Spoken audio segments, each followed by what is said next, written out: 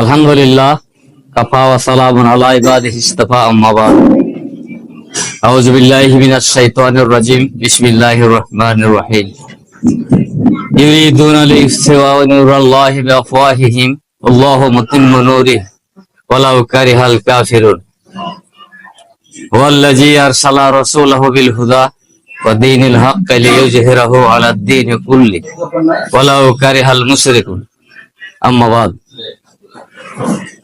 সমস্ত প্রশংসা মহান রব্বুল আলামিনের, যিনি আমাদেরকে এখানে উপস্থিত করেছেন এবং সেই রাসূলের প্রতি আমাদের অগণিত সালাম ও দুরূদ। যে রাসূল আমাদের জন্য অনেক পরিশ্রম করেছেন, আমাদেরকে একটা দ্বীনি ব্যবস্থা দিয়েছেন। সকলে বলে আল্লাহুম্মা সাল্লি আলা আল্লাহুম্মা বারিক আলাইহি। আল্লাহ রাব্বুল আলামিন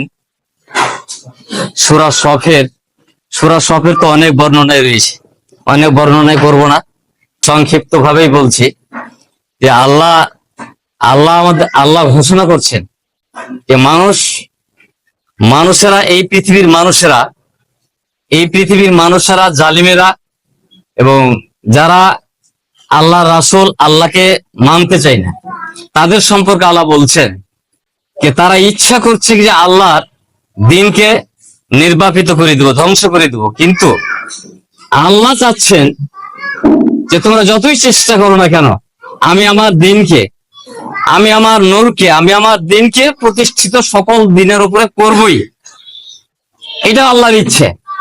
তাহলে এখান থেকে বোঝা যায় বা দেখা যায় যে আমরা যত শত ইচ্ছা করি না কেন, যদি আমরা বলি সকল পৃথিবীর মানুষ, সকল বাংলাদেশের মানুষ যদি আমরা ইচ্ছা করি কি যে আল্লাহর নূরকে, আল্লাহর দ্বীনই, আল্লাহর জীবন ব্যবস্থাকে, আল্লাহর কোরআনকে আমরা নস্যাৎ করে দিব, একেবারে নিভিয়ে দিব, কিন্তু তা পারা যাবে না। যেহেতু আল্লাহর ইচ্ছা, আল্লাহর পরিকল্পনা, আল্লাহর পরিকল্পনা বলছে, আল্লাহ বলছেন আল্লাহ আমার পরিকল্পনা আমি বাস্তবায়ন করেই ছাড়বো। তাহলে আমরা শত মানুষ, লক্ষ মানুষ, কোটি মানুষ যদি আমরা এর পিছনে যদি আমরা শ্রম দেই কি যে এই আল্লাহর এই আইনকে, আল্লাহর বিধানকে ধ্বংস করে দিব, তাহলে আমাদের ইচ্ছা বাস্তবায়ন হবে না। যেখানে আমাদের ইচ্ছা বাস্তবায়ন হবে না, সেখানে আমাদের এই পরিকল্পনায় এসে লাভ কি?